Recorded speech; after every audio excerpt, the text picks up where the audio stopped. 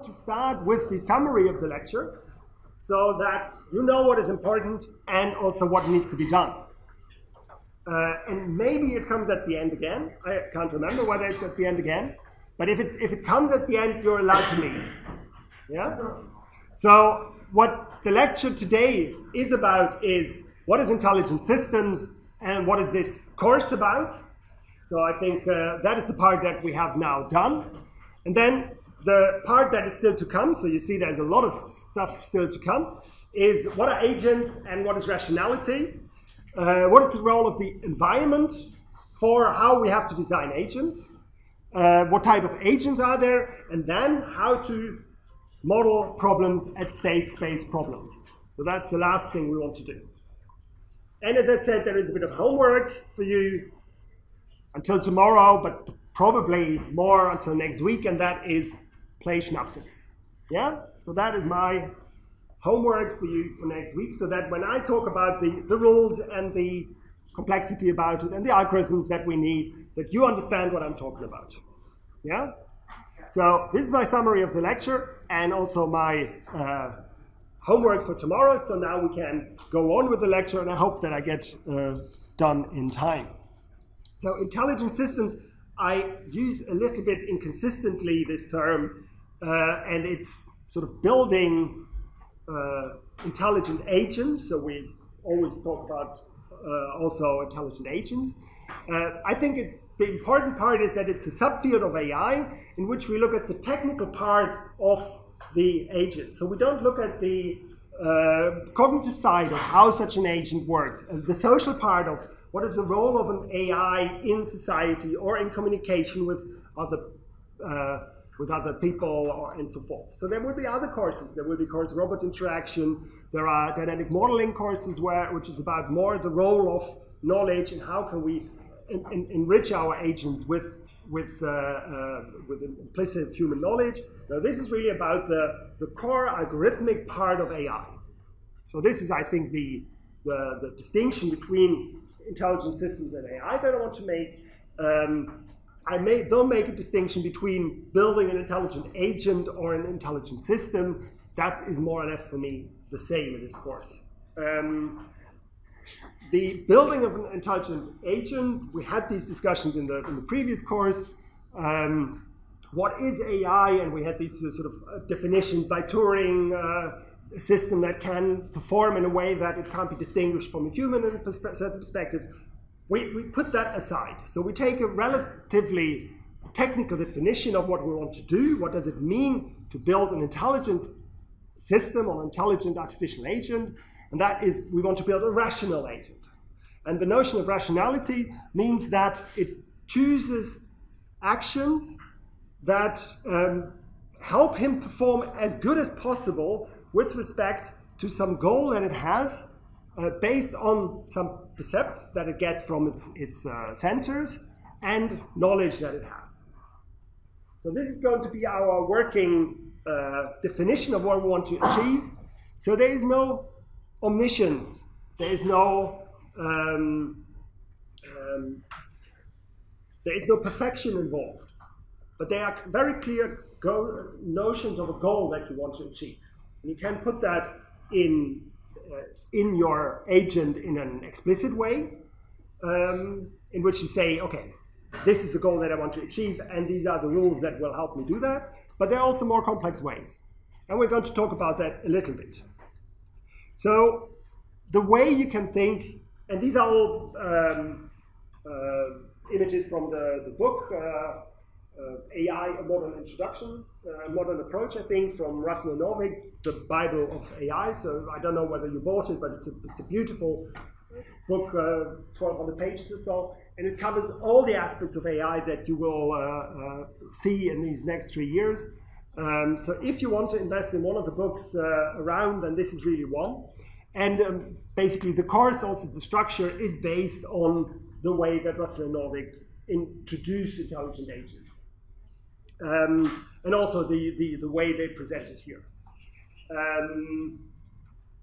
So the idea is that you have some thing, whatever it might be, and this thing has a set of sensors which helps perceive things from the outside world in order to take some decisions and then take an action. This sounds very simple, and it is very simple. So it has one way of or two ways of communicating with an environment, whatever that might be, namely perceiving some things with the sensor like an eye or a measurement thingy, and it takes some actions. It can walk, it can blink, it can. Now, let's look, for example, at this thing. This is in its very simple way. It's an intelligent agent. It measures the temperature in the room. It has a very simple, probably hard-coded or even mechanical rule in that if the temperature is below some certain grade, then turn on the heating. So basically, we have the environment, which is the room. It measures via some thermometer or whatever it is. It measures the temperature. It has some decision-making algorithm, and it takes the action of increasing the heat or decreasing the heat. And there are different ways of looking at that. We can look at the problem, the actual problem, where we have then the intelligence of the agent defined in a mathematical way, so just the function from the states to an action, so to the perceptions, all the perceptions that it gets, the percepts it gets, it takes as the input, and the output of the function, the intelligent behavior, is then just an action that it takes. You can also look at this, how is it implemented, the agent program, the actual program, and then it might come in a physical infrastructure down here. So these are three different abstraction levels that we can talk about these abstracts. And then we come back to the notion of rationality. As I said, it's about maximizing the expected value of the performance of your system according to the knowledge and the percepts that you have.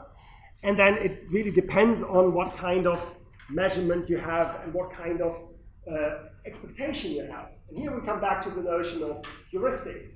So you want to you want to measure or estimate the expected value of your action, the state that you get after doing some action, and that's a guess. We don't know. The machine doesn't know what will going to happen if it doesn't takes a certain action. Then we can look at the different actions and the choices. Where does it get us? And if we know what the next steps are according to a certain action, we can systematically look at all the possible states that we could get it. For example, in the Schnapsen example, we can put a card, then we can observe what our opponent plays, and we can act again. And then on all these actions that could be or could not be taken, we can have a systematic search in this problem space. We can learn from them, and we can use prior knowledge. There, all these elements come back that I've been talking about. Rationality doesn't mean that the thing knows everything. It depends on the environment. It knows some things. It can only measure things in a certain environment. And it's clearly not striving for perfection, because that doesn't really make sense. What it is important to study, though, is in what kind of environment are we talking, and what kind of problem are we going to solve, and how does our intelligent agent need to deal with these environments. And there is a method described in the book, and that is that you have to look at, if you design a rational agent, whatever it is, you need to study exactly what kind of performance you want to achieve, what is it supposed to do. We need to look at the environment in which it operates, what do we want, where do we want it to operate, and then the two things that I've mentioned already, what are the things that it can do and what are the things that it can measure, what can it perceive. So these PEAS acronym for this task environment. And we look at this into a bit more detail. So if you have, for example, a taxi, an automated taxi, suppose you want to travel with this or not, and then what do you want this autonomous taxi to achieve? You want it to bring a person from a certain place to another place, so that is really the main functional requirement to this thing. So get me from point 1 to point B, but then there are many other measurements of performance that are important. So the safety, is it really the right place that it gets me to? Does it cost $1 million to get there? Does it is it legal in the first place? And how comfortable is it? So it's not only the functional requirement, but also the more softer performance measures that you can take into account and often have to take into account. Then what kind of environment does it operate in, this taxi? It's the streets, it's a freeway. It also has to take in this environment into account that there are other cars or people or bicycle people, pedestrians. It might have to take into account the weather. If there's snow, then it needs to behave differently than if it's a dry street. And then we have the actuators for such a car. You can steer, you can accelerate, brake, push the horn, and so forth. And the sensors that these autonomous cars have are cameras, sonar, speedometers, engines, keyboards. You can have direct contact with via keyboards, GPS. You think about it. This is all where the information comes in for this thing to operate. And this is what sort of defines the task that we have to implement if we implement an intelligent agent.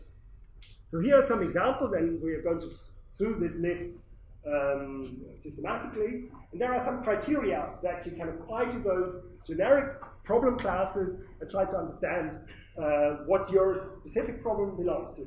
And one of them already used quite a lot with the Schnapsen game, and it's important to really look at those things more systematically. So there are four examples. The first one is a solitary game. Then we have the gammon. Then we have the task of helping you to find something on the internet, to a shopping assistant, and as I said, the taxi that we've just been talking about. And now there are different criteria that we need to understand whether these problem classes belong to or not.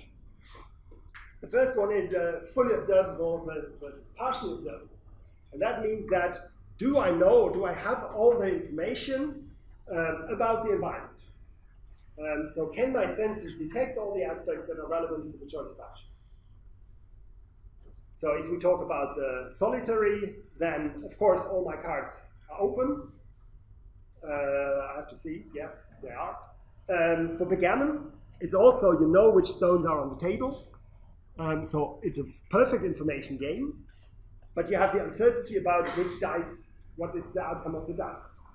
But all the information that we have at the moment is available. For the internet shopping, it also more or less is that we know a lot. But there's also loads of parts of the internet, of the shops, that we're not aware of. And the taxi, of course, absolutely not. So you have some partial observability. Here you have full observability. You know everything that you can know about the game. There's just an element of chance involved. And that was the notion that I already used for the Schnapsen example.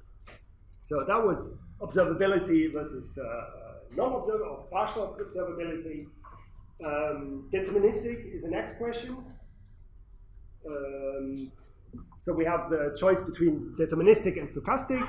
So the question is that if you take an action, is it known in which environment you end up? Is there only one deterministic environment that you can know that you end up in? And so if I play a card in solitary, then of course I know which the next state is. So I know where the card lies because I put it there, and it's there nothing changes about the information that I need about this game.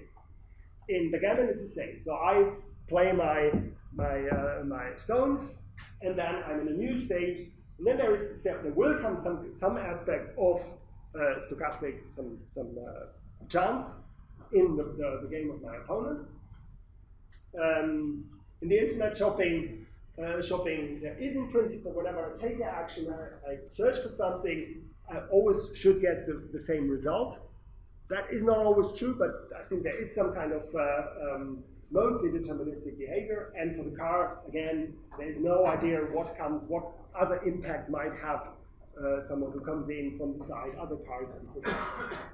So I see that I explained the backgammon wrongly, because the way this is in this table means that the throw of the dice is determining the next state. So I thought in the transition from the states, it would mean I put my stones, and then but here, the answer that you have here means that the transition includes the throwing of the dice, so this stochastic element is in here. Sorry for that. So this is correct, because you throw the dice in order to get to the new state. Then we have the question whether the environment remains static or whether it changes. So if you look at a chessboard and you decide to move your queen, and then you realize that suddenly the board is completely different because your opponent has changed the figures, yeah, then this is a different game than the one that you have your strategies for. So in chess, it's clearly that the environment doesn't change, and the same holds for solitary and backgammon. In internet shopping, it might be that your assistant, intelligent assistant, gives you some offers, but they have been disappearing on the side because so many things happen on the web that it becomes almost dynamic. And the car, of course, driving is a very dynamic environment where so many things change. There's people on the street that cannot be predicted in one way. There are two more to come, discrete versus continued, and that is whether you have a finite number of possible outcomes of an action and a finite number of perceptions that you can have. So if you can, so the trick is if you can count the outcomes of your perception, then you are in a discrete case, and if you have to measure them, then you are in a continuous space. And clearly the solitary game gets you to a number of possible states, and there are a number of possible things that you can perceive. The same in the backgammon. Again, the only example where this is far less given is the taxi. And the last one is the multi-agent versus single agent. So here we have a situation where we have only two, maximum in this course we only deal with two, maximally with two agents. In the real case of an AI agent, multi-agent scenario is obviously also very important, and there is a special course on that in the second year. So solitary is a single player game, so you go from one state to another, nobody else interferes, and all the other cases, there are some other people involved. So in the internet shopping, someone else might have a bid for some object for a better price and so forth. So this is the information for Schnapsen. And I didn't want to give it, but I wanted you to try this yourself, and I have another Menti for that. So if you could go to the same site again, and if you have downloaded the slides and look at the slides at the moment, you're not allowed to participate because the answer is in the next slide. So the question is Schnapsen fully observable?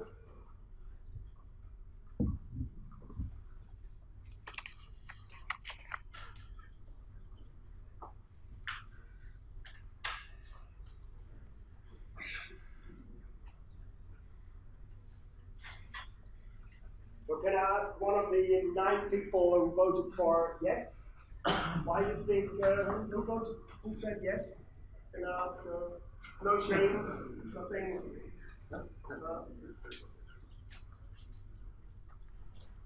Can you, there's 12 now, so who of the 12 wants to explain why you said it's fully observable?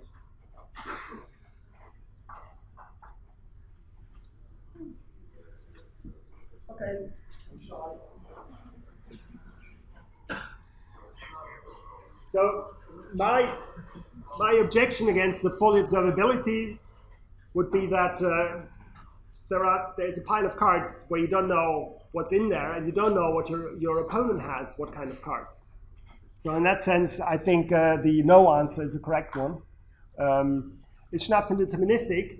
So is there always one state you get into according to one action?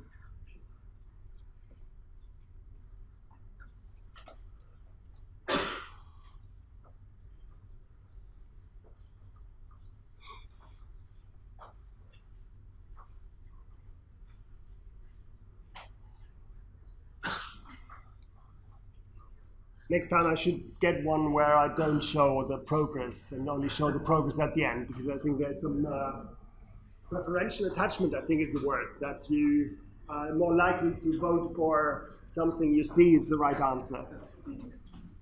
So congratulations to these people. You did really well. You have your own opinion, and it might not always be the right answer, but I think it's very good that you gave it. Next time, so I agree with the people who said, yes, it is deterministic because we have a certain set of cards.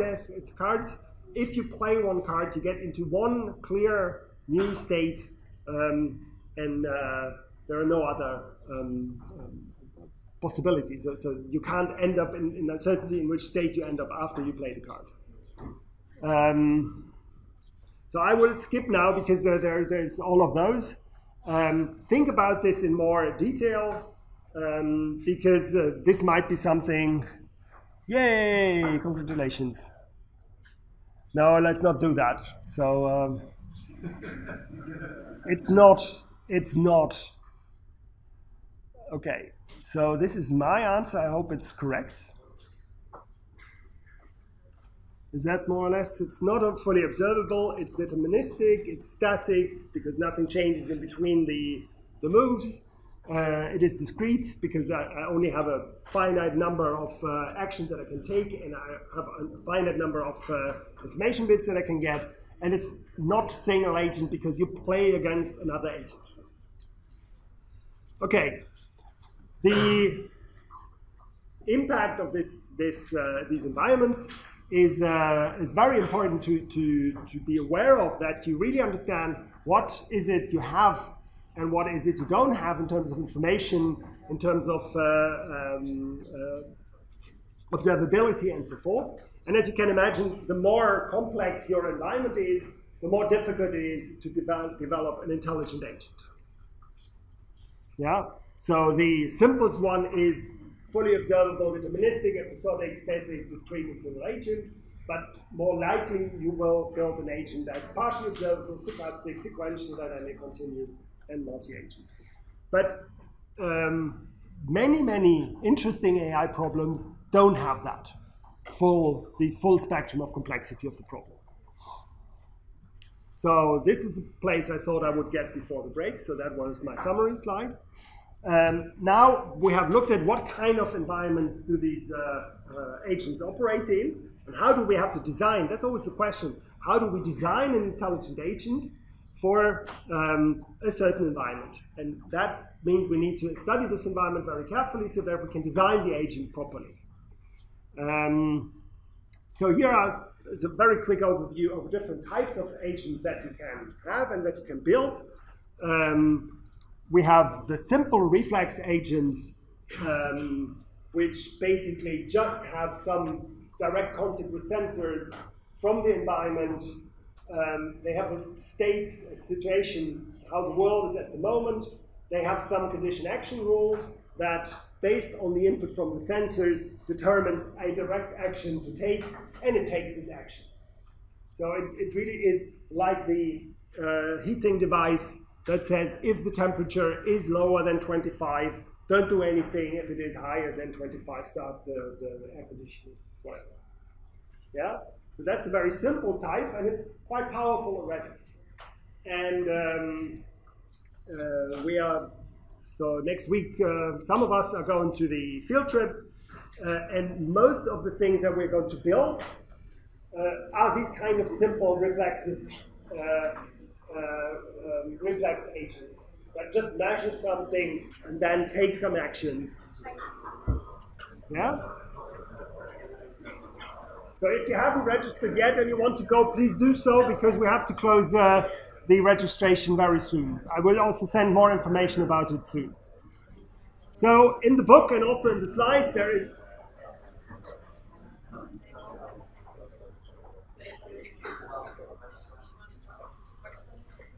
Can we continue, please? You will have plenty of time after the lecture to discuss this.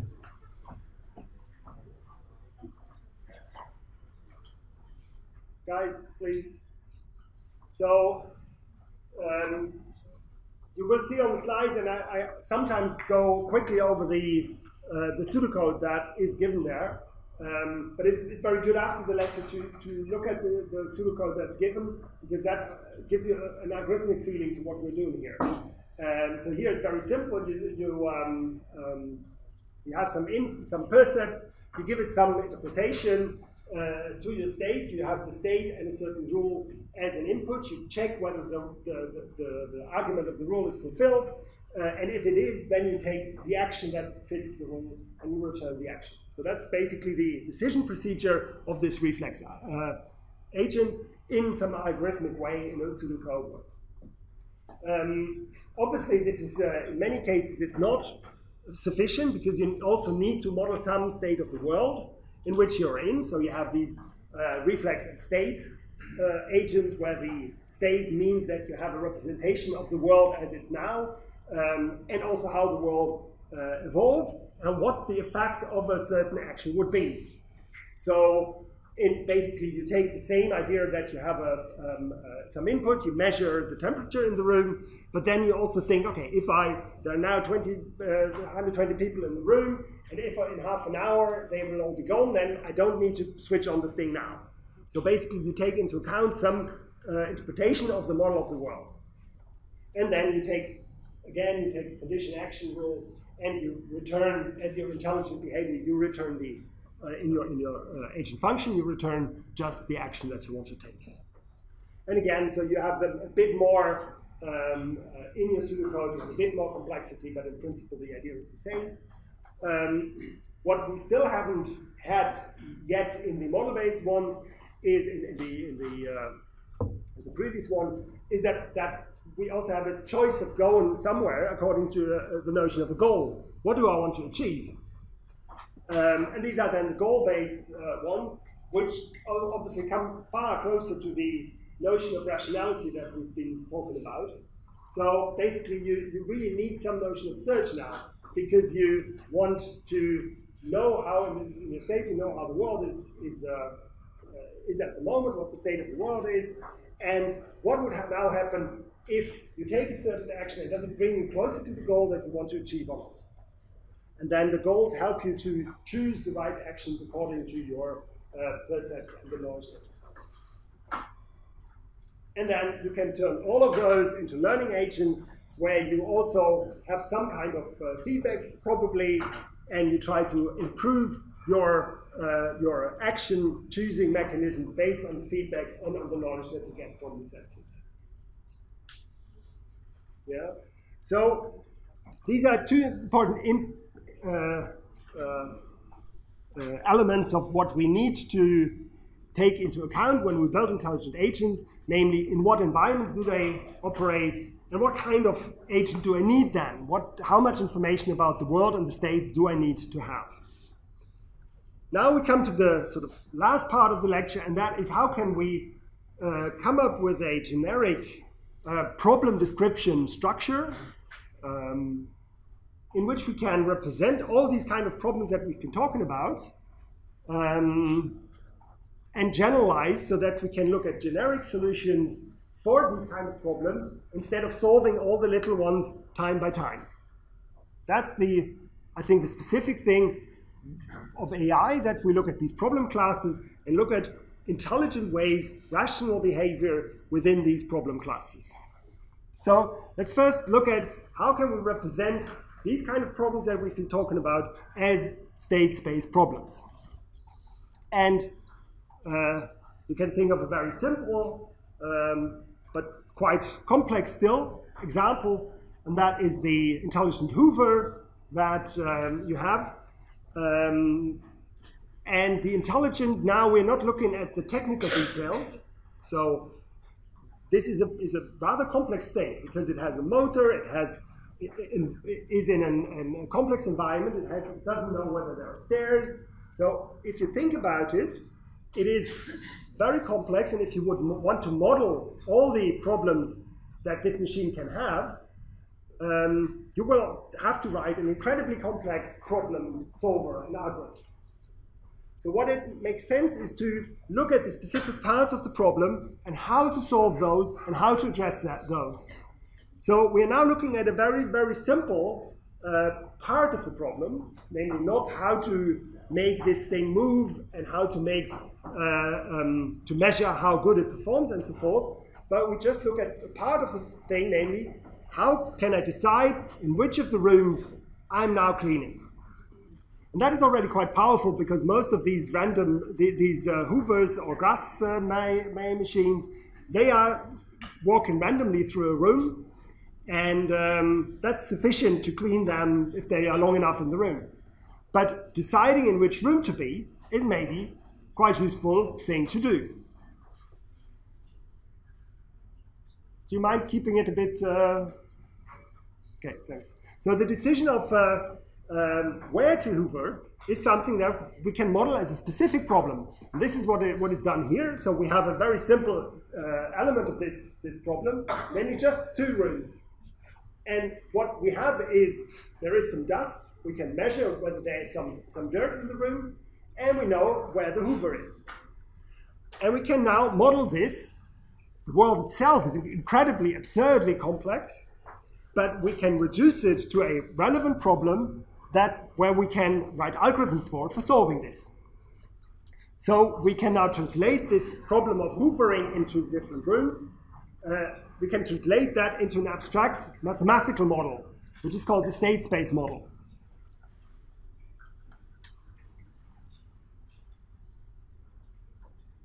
It's rather complicated to concentrate if there's such a rouge-mouche, I don't know what. So can you do me the favor and stay quiet for another 15 minutes so that I can concentrate and your peers can concentrate? Yeah? Please.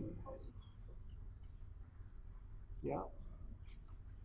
So what we want to do is to abstract away from the complexity of the real-world problems to some mathematical representation of the core of the problem for which we want to come up with generic algorithms.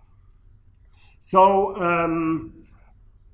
basically, if you have an action such as move from this room to the left room, then this is a summary of loads and loads of complex actions that this machine has to take. So we abstract away of the technical problems to just one part of the problem given a certain level of abstraction. And then the outcome, of course, is only on this abstraction level as well. So the solution is a set of real paths that corresponds to the solution in the real world. And there are very often different kinds of representation of the same problem. Yeah? So if you think of this, if you look at the Hoover example again, then we have only two rooms. We only have two states in which the room can be, namely dirty or not dirty. And we have a set of actions that you can take. So basically you can take the entire decision problem of what do I have to do, where is my robot, and where would it clean the room. The whole problem can be represented in this abstract state space. So here the state says that the Hoover is on the left-hand side, it's a dirty room, the other room is dirty as well. And all the actions that the Hoover can take is going to the left. If it gets the action, take the action, go to the left, it ends up in the same room, so it does nothing. If it gets the action, go to the right, it ends up in a new state. It's a new representation of a state. Namely that this room is still dirty, this room is still dirty, but the Hoover is now on the right-hand side. And now we can have, if it now sucks and cleans the room, then we end up in a new state. And this is obviously a graphical representation, but I can also write this down as a mathematical object of just saying, okay, the left-hand side is still dirty, the right-hand side is still dirty. Yeah? So basically what we've now done is that we have reduced the very complex problem of how does a Hoover cleans more than one room by deciding where to go to this mathematical problem that we now have to solve.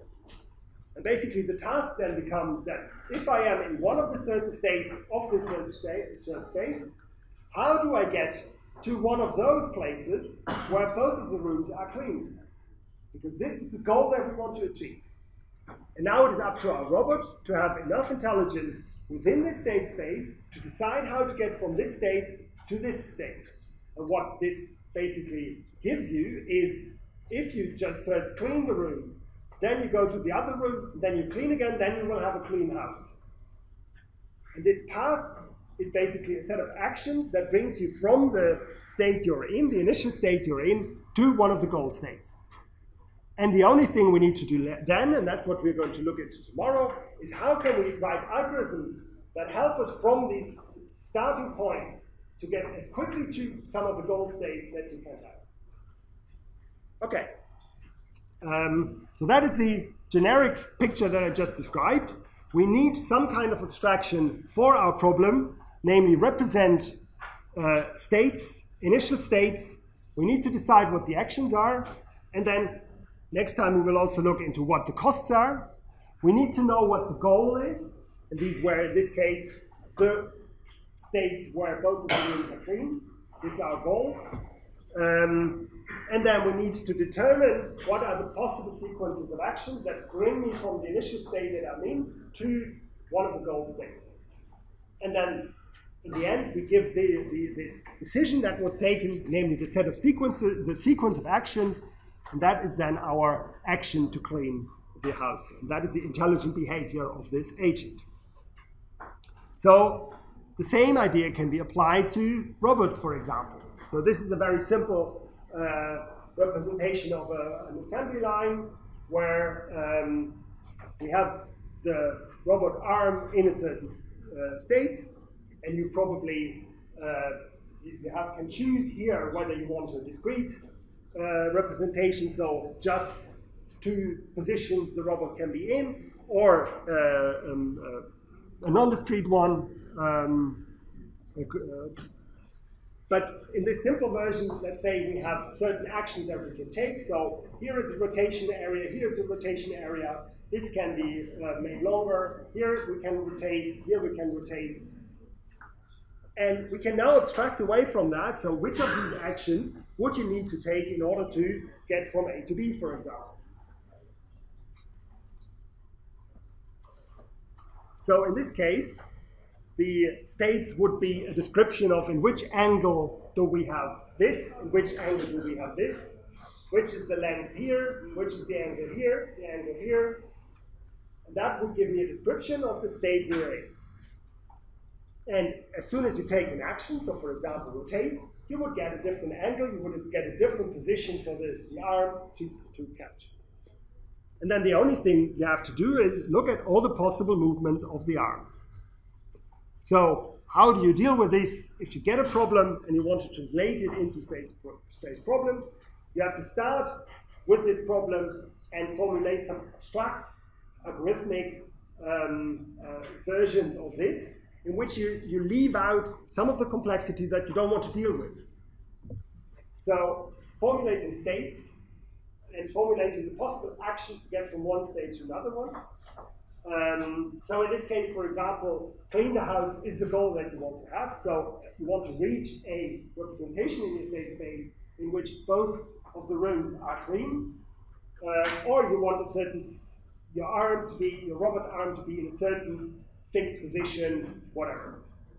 And then the task is finding the solution by search as a sequence of actions to get from these initial states you're in to the end states. And then, of course, someone needs to execute this plan, but this is a sort of a different task. Here's another example. This is a representation of a map in Romania. And the task is that you are in one of those cities, in Arad, for example. You need to catch the flight in Budapest. How do you get there? And how can we represent this problem now as a state space problem? The states, in this case, you could say that each of the cities in Romania, you being in one of the cities is a state. Moving from one city to another one brings you to a different state, and you being in a different state. And look that these are, of course, abstractions from very complex problems. Namely that in order to get from Arad to Sibiu, you only have here, okay, it's 140 kilometers or something. But obviously, these are roads, there might be traffic jams. So there's a lot of complexity in the environment that we have taken out here by just saying, okay, it takes you 140 minutes, kilometers, whatever it is even. And all the question of how do you get there is abstracted away. And still it's a very important and difficult AI problem to find the shortest path between Arad and Bucharest or wherever you want to go. So again, we have to look at a concrete plan. You want in Arad, fly tomorrow to Bucharest. You have to find the abstraction. The abstraction is a map that I just showed you. You have to formulate the concrete goal, so the state where you as an agent are in Bucharest. In Schnapsen, this will be one of the winning states. You need to find a solution. So this is the sequences of travel that you would take from Arad, Sibiu, Făgăraș to Bucharest, for example. And then in the end, you have to, some different algorithm will have to buy the tickets and travel physically. But this is not part of the algorithm here and the problem that we're dealing with. The same, and that is the power of what we're doing here, is that exactly the same holds for the games that we're talking about. So if you are in chess, as I said, you have a state, and the state for the chess is just where do the figures are? Where are the figures on the board? And you can think of that as a mathematical object. And then we have an action on one of those states, namely move one of the figures. And that gets you to X new states that you could be in now, that the board will be in. And the goal state, or goal states, is one where the king is just made. And the finding the solution, the strategy for the game is finding a path from the situation that you're in to one of the boards where the king is chessmate. And obviously in chess this is more complicated because we have a state, an action, where once you take the action and in the next move the opponent takes an action. So you only control half of the actions. And that's what we're going to look into next week.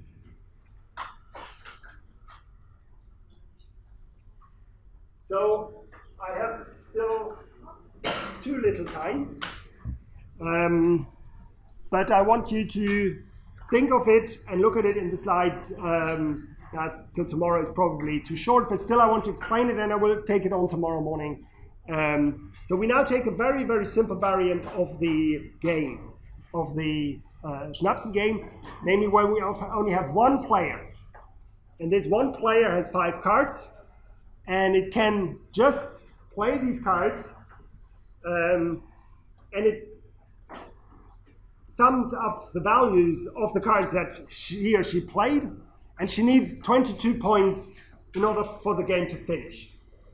So this is a very stupid game, that if you have 5 cards and you just play the highest cards, you know that you win. But for a computer, that's not so obvious that this is the best strategy. So if you look at the game now as a state space representation, you see that we have start with 5 cards. The goal is to have more than 20 points. So that was here, the P succeeds if it has 20 points or more. So basically I have now 5 actions that I can take. So this is my state space. And this first state is I have these 5 cards. I can take an action, namely playing the ace, which gets me to the state where I have the other 4 cards left. And when the value of the cards that I have already played is 11. And I can do that for all the 5 cards. Then I have another choice for this state I'm in, namely that I play one of those 4 cards. And if I do that correctly, then I will be within 3 moves, 3 cards that I put, I will be beyond the value of 22, and I will win. So the main point here is that we can represent these kind of problems for a Hoover that needs to decide in which room to be, for a chess game, for a Go game, for many, many different kinds of problems. We can have this one mathematical representation. And the goal now in the next 3 weeks is, 3 lectures, is to come up with algorithms that work on these state spaces and find the optimal solution as quickly as possible. So you first need to do a good representation of your problem, and then in the second instance, you need to find the right algorithms for doing this. And given that this is an incredibly late lecture, I think it's good to stop now and enjoy our evening. See you tomorrow.